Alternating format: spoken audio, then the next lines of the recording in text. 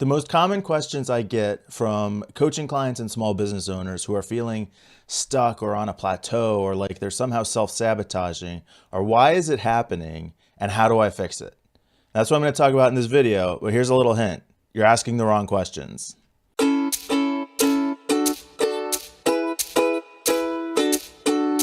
Hey, welcome back. I am Mike Sutton with BeBuildHave.com, and I work with first-generation business leaders on developing and mastering the personal and social skills necessary for small business success.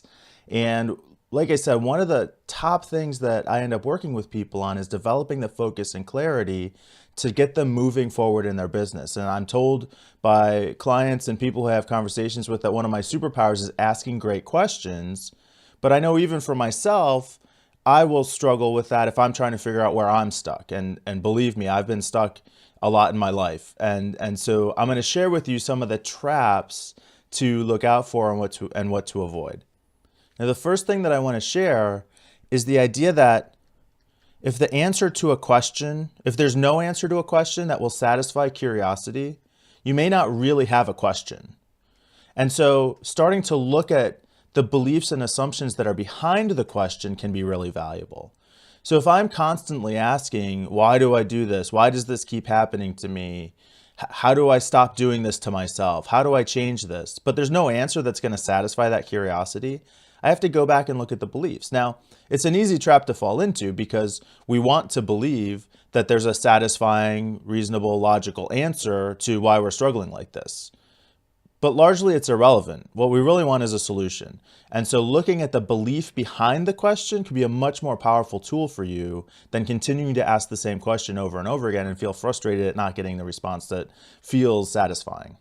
Like I said, the most common questions that I get from people who are feeling stuck in these ways are, why do I keep doing this? Why does this keep happening? And how? How do I fix it? How do I change it? How do I stop doing this? But those questions can end up being traps. They're kind of trap questions because, again, it feels like there should be a satisfying answer to that, but sometimes there's just not. Sometimes we're not open to hearing it even if there is, but we keep asking the question over and over again.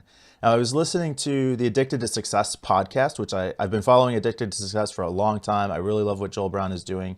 And the guest was Siobhan Moran. And one of the things that she shared that really hit with me is that why and how are questions that signify that you're actually stuck. What she said about the two questions is that why is a victim and how is a downward spiral that just keeps going and never ends. And that really made a lot of sense, especially in the context of the idea that if there's no satisfying answer, if there's no answer that's going to satisfy your curiosity, then you're probably not really asking a question. And so we use these questions almost to keep ourselves feeling stuck. So huge red flag. If you find yourself constantly asking why and how to the same questions over and over again, just stop asking the questions. There's something else that you need to be looking at. And I love this idea that to get better answers, you have to ask better questions. There are some great quotes by Einstein and Tony Robbins on the idea, but I find that to be very true. And like I said, when I'm in conversations with a lot of my coaching clients, they'll tell me that my superpower is asking great questions that help them develop that focus and clarity.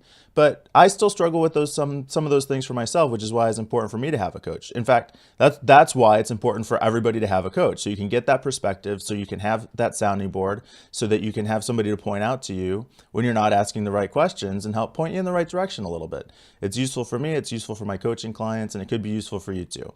So this idea of questions has been a theme for me for this last couple of days. So I want to share this message. I hope you get some value from it. I'm going to continue down this path of focusing on the personal and relational skills of small business ownership. And if you like the show, you want to subscribe, you can find us on iTunes or YouTube. BeBuildHave.com is where I keep the full show notes and links to every episode. And until we speak again, be the person, build the business, and have the successful life that you want.